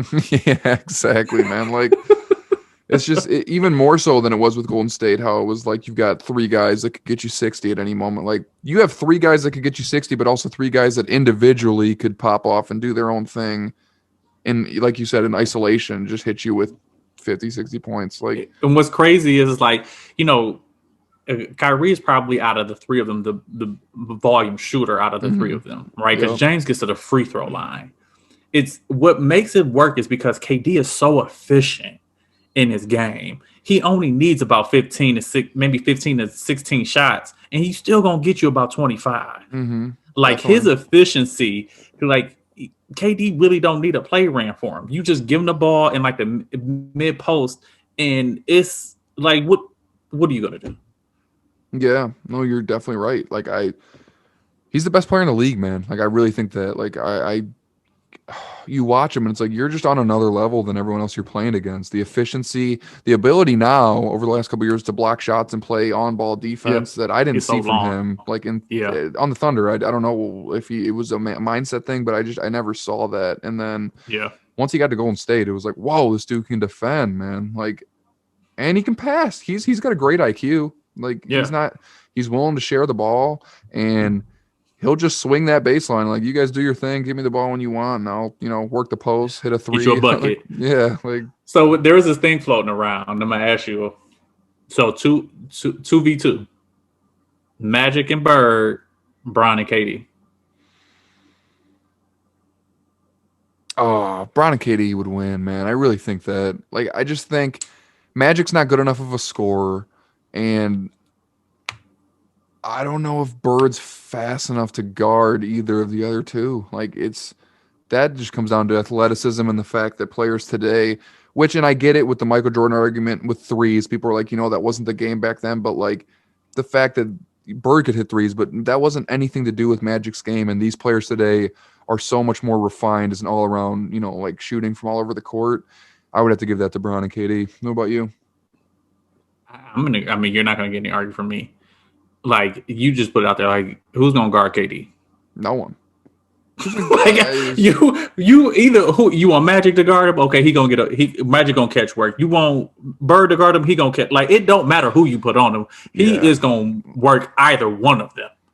Bird's not guarding either of them. He's just too slow. Like, and I love Larry, but like he's just like if Bird was to guard one of them, it would probably be KD because he's just not as physical, right? But like, he is 6'11". Yeah. He just hit you. You're not gonna block his shot. Oh. You just hope he miss. Yeah, exactly. Yeah, he's just gonna hit you with that turnaround, and then like Bird on LeBron. LeBron would just put his shoulder into. Like, I don't know. It sounds disrespectful, and I'm sure if there's any like it does, but it's like you can't help it, bro. Yeah. That's the thing, man. I say this a lot, and I feel like older generations get mad, but it's like you just kind of have to accept in every sport that like every generation people are bigger, faster, stronger, more athletic, more refined in whatever skill that the sport entails. You know what I mean? Bird is the top 10 greatest players of all time. Okay.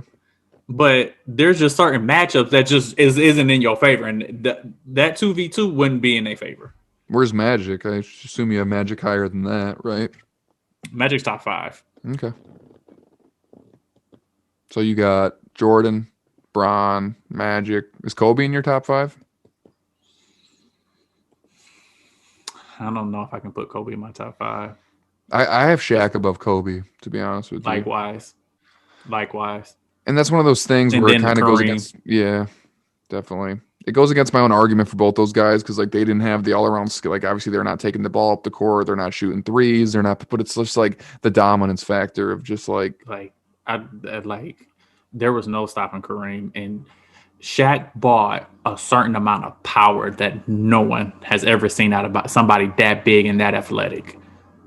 definitely Like the way he was just punishing Mutombo, punishing Rick Smits, like like Greg Ostertag, just punishing these dudes, right? Like they never had a chance. No. He was so disrespectful with it. Like Sabonis. the dunking, rub his crotch on people's face while he's dunking and stuff like that. It was like Chris damn. Dudley threw the ball out. Oh yeah. That was bad. Shaq was just I mean, that's about all he could do. You can't hit him. It's not gonna end well for you. So I mean, he was too big. He was like just jeez. And he before, you hear the thing with Kobe, which is true. Like Shaq could have been the greatest ever if he had like Kobe's work ethic. But like people don't realize before he gained that weight in LA and beyond that, like when he was on the Magic, bro, he was a deer like running up the court with that ball. Like he just take it full court and just dunk on people, which is insane. He had guard skills. Like because I remember there's a clip that they show where Shaq gets the ball in fast break. He hits somebody with an in and out spins and dunks it. Yeah. Crazy. And he's going at full speed. Yeah. This dude is 7'2" something, like 260, 280. Like what? Like, can you imagine if he had the LeBron, Michael, Kobe work ethic, man? Like, he didn't even try, and he won 4 championships, 3 Finals MVPs. Like, he did not try. He really did not. Like, it was just like until he needed to. Well, he tried in games, but I mean, like, he wasn't like everyday amazing diet. Yeah, like. For what? Like, he knew he was unstoppable. He's rapping and acting and hey, Kazam, let's go.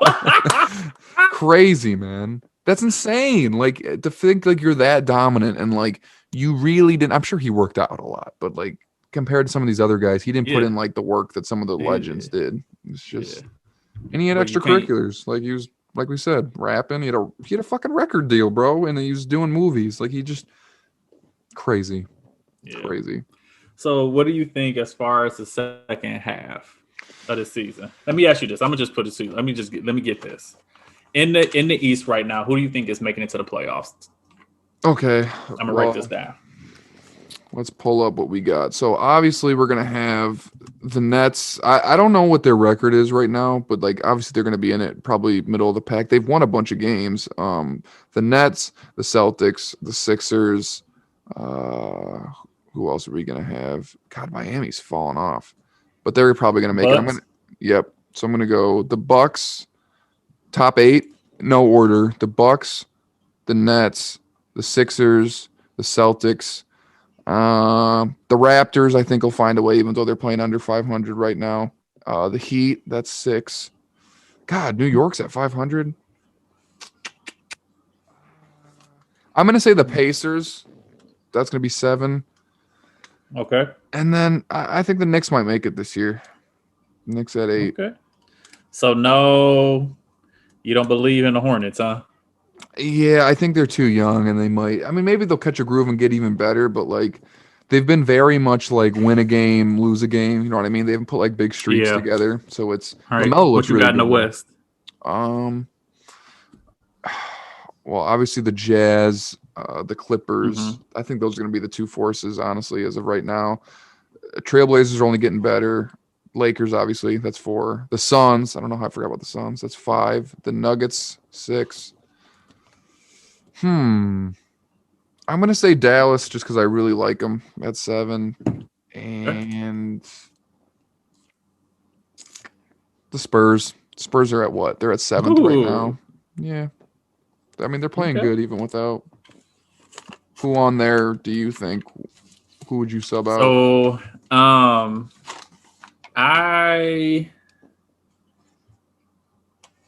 like your list. I like it a lot.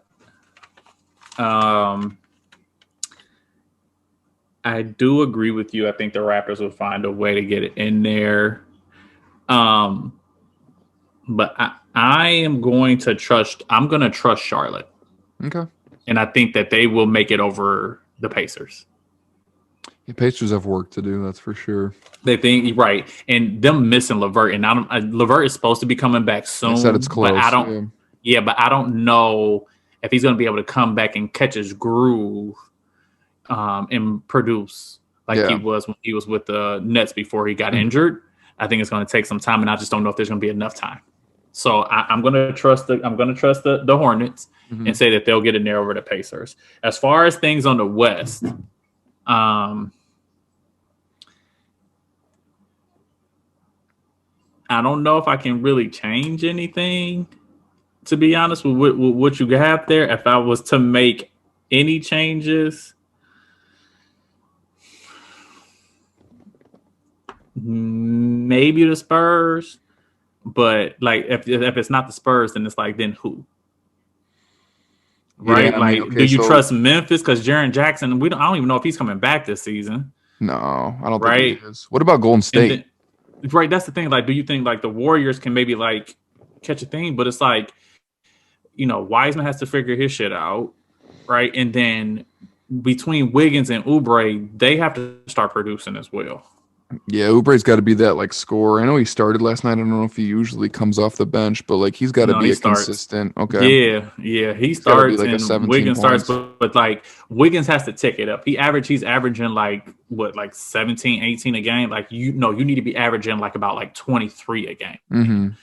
And he's not doing that. So it's just what he's doing. Yeah, he's averaging 16.9 a game. Like that's Yeah, not enough. And then the other thing is Draymond has to start. Like Draymond needs, like, granted, Draymond is not predicated on his scoring, but he has to be able to give them at least 10 a game. yeah, exactly, man. Like he was a lot better, back when they were in their dynasty mode. Like he would, and he'd pop off some games for like 20 or 30 points, but Yeah, it was but like, he just doesn't do it. Like Draymond's averaging 6 a game, bro. yeah, that's what I'm saying. It's like over That's the last few seasons, it's like his scoring ability has deteriorated. He's really like, Yeah, so he has to start like capitalizing on these open shots that he's getting. Either take a step in and take a mid range that you're more comfortable in, rather than taking that two if that's what they're going to give you. mm-hmm. But 6 points a game is not going to cut it if y'all trying to make it to the playoffs, which they may not be. They may look.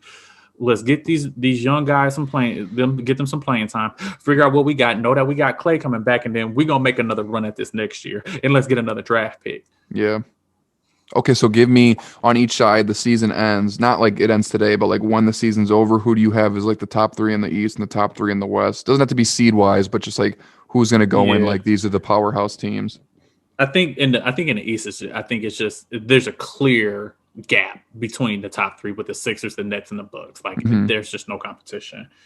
Where in the West, I would say it's going to be the Lakers, the Clippers, and then there's a toss up for this third spot, and it's with the Jazz, the Blazers, and the Suns. Mhm. Because Definitely. I honestly think the Blazers are going to start to make a run. They get these guys back. They get McCollum back. They get Nurkic back, right? They catch this groove. Like I just really have a hard time like not seeing them finish top three. The Jazz are just there, and they're really good defensively, Mhm. right? It's like, can they keep this going? And then the Suns, I mean, they're just winning. They're low key just winning games, and no one's really talking about it, right? So it's a toss up with them. If I had to pick one, I'm gonna go with the defense and go with the Jazz. Okay. Yeah, the Suns, man, they're 8-2 in their last 10. They've won 5 in a row. Like it's just so quiet. No one talks about them, but like they're killing it. And then like I think the Jazz have kind of been on everyone's radar this year now after, everyone's seeing that they got the best record in the league. But for me, it's like they just scare me as far as playoff experience. I don't know how far they can. Like they have one elite scorer. Jordan Clarkson's a good scorer. And Mike Conley, like you've said, I've never really been sold. Like he can score, but like they've got one guy that it's like they need to predicate or defenses need to really scheme for, and that's Donovan. Whereas all these other teams, they have multiple guys that could really torch you. So Yeah. I mean, they got some players like you got what is it, Bogdanovich, yeah, and you got Royce O'Neal, and so they got some players there. And Jordan Clarkson, I think he's going to win 6th Man of the Year. yeah, The I way would say he's so. playing. He's playing great. So yeah, that's why I think if I had to pick, they would be my number 3. So If we're looking at teams that could possibly make a fall, though, dude, I think the Lakers could be there. I really do. Like, they could figure it out, but they could also like really just start dipping because they're 3-7 in their last 10. Like, it's not look in those 3 wins. I'm pretty sure all those were in overtime. So it's like they're not looking good right now, man. It's crazy just seeing AD get out and Schroeder, and it's like back to LeBron being like what it was a couple years ago. It's like, am I the only playmaker here? Like, he can't carry it. He can't carry it. So that's why I think that they may try to make that move for Aldridge and see what they can get out of it. Hey, if they got Drummond, like then it would be like, okay, like that's a move. That would right be there, that would be because Mark Gasol needs to be led out to greener pastures. He's old, man. That's just it's like you had a good run, bro, but you got to wrap it up. Yeah, I agree with you. I kind of thought that when they signed him, and they sounded very excited, and I was like, Marcus, I didn't like it. I didn't like the move. He's old, man. He's seasoned, that's for sure. The move. But I didn't like the move.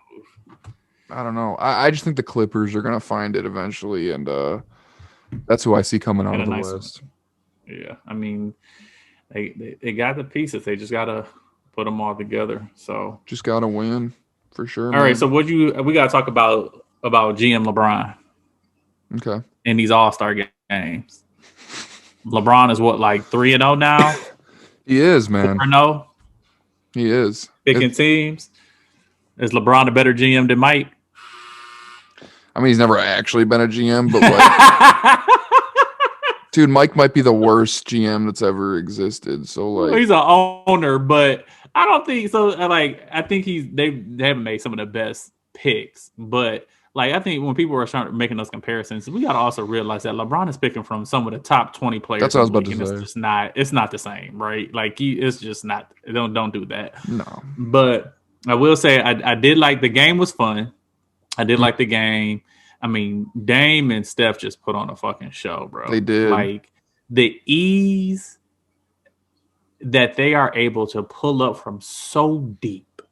And it does, like, there is no, typically when you see somebody shooting from half court, it's like a lunge. Mm-hmm. And they really having to put their bodies into shot. it. And these guys are just pulling like it's a regular jump shot. And you're like, how are you doing this? Yeah, it's crazy, bro. It really is. Like, that's the thing. Like, LeBron I think he sat out the whole second half. It was just kind of like, kind of give it to the other guys. Yeah, Dame was in that one shot Steph hit where he just turned around. It was like, that's bottom. Like, I was like, damn, Steph. It was crazy. It's insane. Like, him in that 3-point contest, like that first round, he went nuts. Dude, he's the best shooter ever. He's the best shooter ever, bro. Like,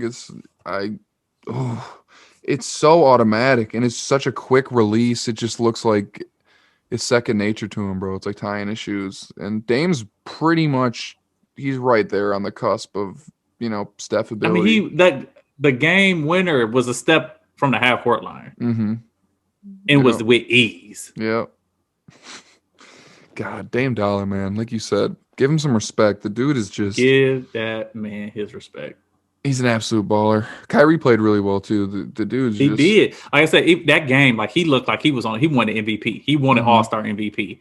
And granted, I mean, that team was just after KD was out and then Embiid, like they just had no chance or whatever. I think had KD and Embiid played, I think and then Booker played, like I think it would have been, and they were missing Zion.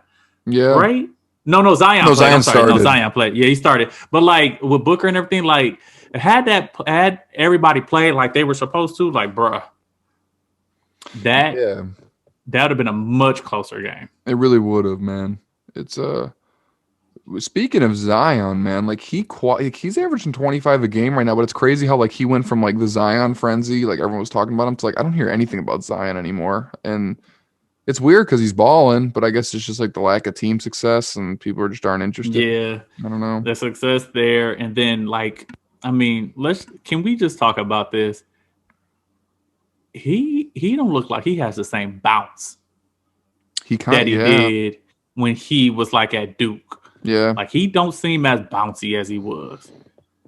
Yeah, I don't know. And like his body looks relatively the same. He might look like he's slimmed down a little bit, but like that's the thing. I feel like he's big, but it's like, dude, like I feel like he needs to cut maybe 10 pounds off of that and just really, because like those knees, man, and your joints, like you have a lot of weight and explosion, and like you could be right, man. They could already be like a factor on him as much as he was predicated on his jumping ability for the first 20 whatever years of he might be 20. I don't even know how old he is, but like Yeah. he's been doing it his whole career. So it's like, I don't know, man. That's scary. It's a lot of explosion, a lot of weight to be throwing on those legs, knees, joints, all that stuff.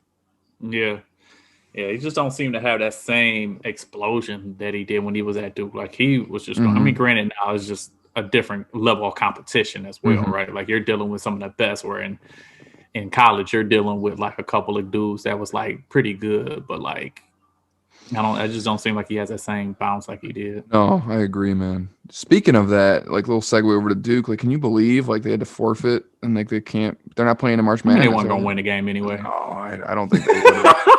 It's just crazy. Like them, Kansas, and Virginia, maybe. Kansas, Virginia. They had a who else? I think it was HBCU. I think it was Norfolk State. They had to forfeit their game because of a positive COVID test. So it's going to be and Kansas. That's like, yeah, Kansas. Who would have thought this year?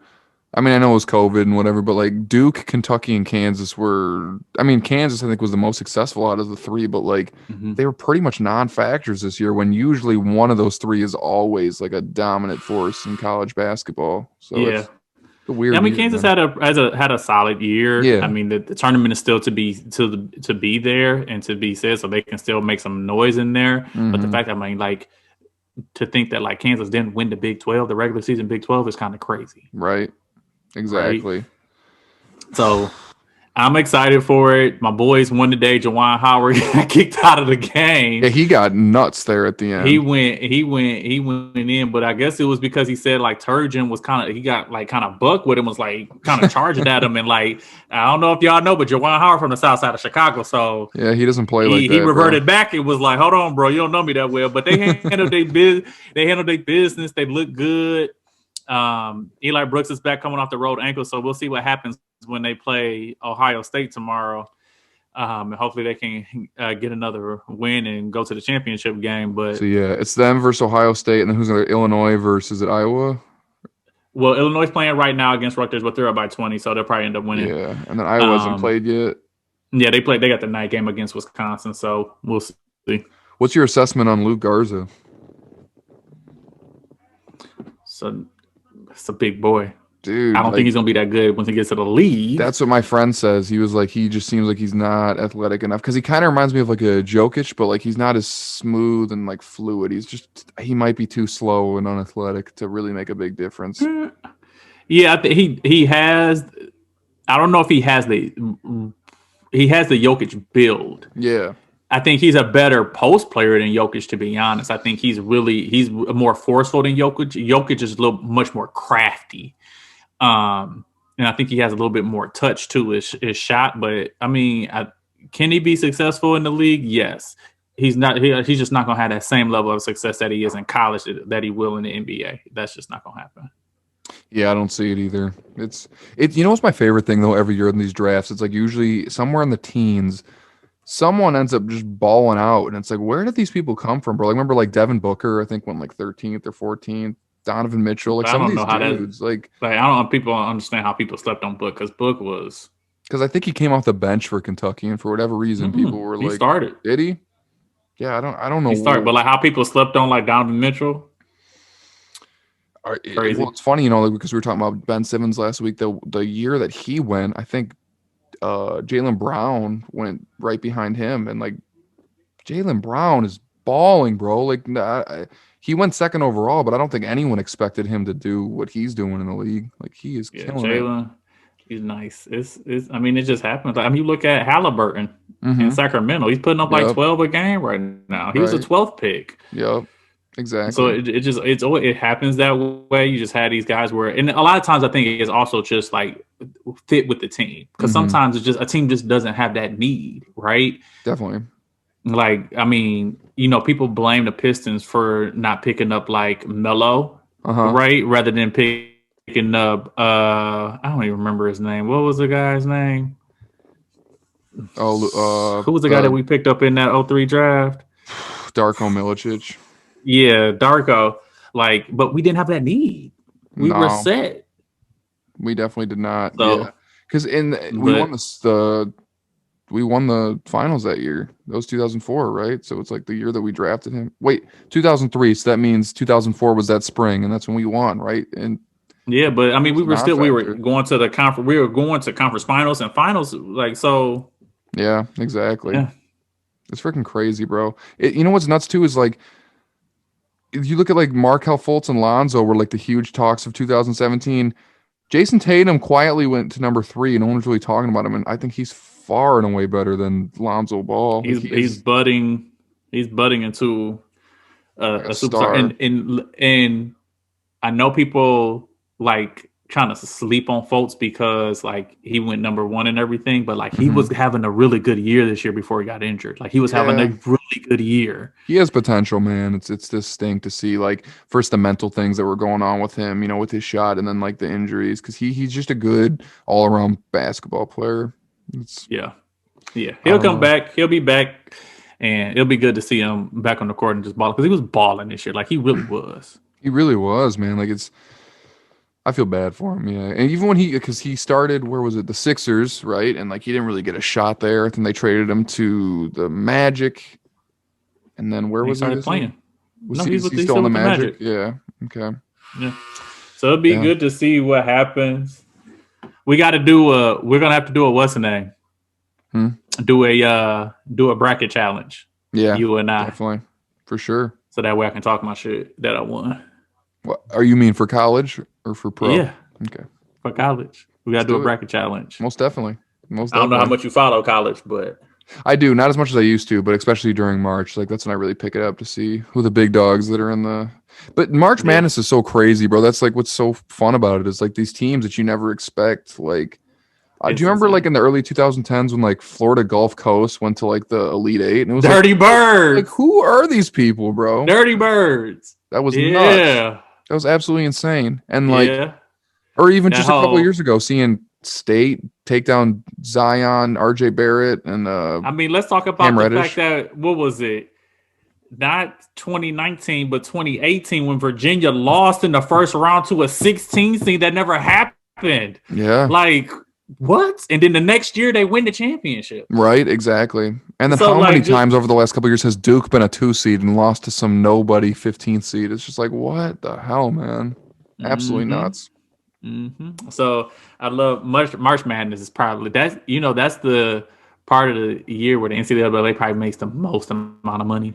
They were probably so heartbroken last year. Oh, I know they were hurt Yeah. because they really don't make that much money off of college football. They make shit ton of money off the tournament. Yeah, I kind of think the NCAA is a scam, bro. I don't understand what their purpose is and like how It's they, just a governing body. That's all it yeah, is. like, but it's like they're just making money off these athletes that are, just the fact that it's like illegal to like go pro, it just drives me crazy. Like right after, like you can go to war, but you can't go play a sport. Like you can't go play a game. Like you can smoke cigarettes or whatever. Like, but you can't. Okay, like whatever, man. That's crazy to me, bro. I don't know if I do it to be honest with you. Like I just out of that simplify, I'd be like, I'm going to the whatever, the minor G league, yeah, League, G League, something. because Yeah. I don't get it, man. And then like I feel like I don't know this for a fact, but these huge organizations, like like a lot of them aren't actually because people preach like they need the education. I feel like a lot of them aren't actually going to class or doing or like they're getting stuff done for. There's no way that all of these guys like I just don't believe it. Like with this travel schedule, how are you like a studious student? Like Like, so you look at like with like all the Big Ten teams. Mhm. So the teams that are pretty much gonna go and be in the tournament, they're already in Indianapolis. Well, Yeah, that's where the NCAA tournament is. So like they're not gonna be back at school for the rest of the year, yeah, pretty much. exactly. So Yeah. I don't know, man. I think it's a scam. I feel bad for those kids, man. Like you should be able to do whatever you want because you're not kids. You're considered an adult. Like they're adult. It's funny that you called them kids and you just graduated, but Exactly. Well, they're younger than me, man. They're like 18 years old. That's what's crazy is I finally gotten to that age where it's like I'm a 22-year-old and like I'll see someone like Zion on the screen. I'm like, that dude is younger than me, bro. What the hell? Like that is crazy. That's how I look at when I look at KD. Yeah, I bet. Like, Like, yeah, like how did this happen, man? I need to. Clearly, I didn't make the right commitments, and my parents didn't meet up with the right person for me to be taller in life. But it's okay. I always think that too with like parents like of these players, like that it's just crazy, and you got to give them a lot of credit. Like they're probably out there with them all the time as kids. Like, nope, you're hitting the gym every single day, man. Like I know you might get tired of it, but like if you want to be great, this is what you got to do. It's the residual, just that residual. Like it's a sacrifice, but in the long run, it's gonna be some benefit. Mm-hmm. Like you, definitely. So definitely. Yeah. And it is sad too when someone's got like all the skill in the world, but their height doesn't like add up to, it's like, because at the end of the day, you have some people that are outliers like Isaiah Thomas, Nate Robinson, stuff like that. But like, that's very rare that like if you don't have some kind of size that you can really make it to that level. So luck plays a role, but it does. It definitely does in politics too. Don't let that fool you. It's definitely some politics. Definitely.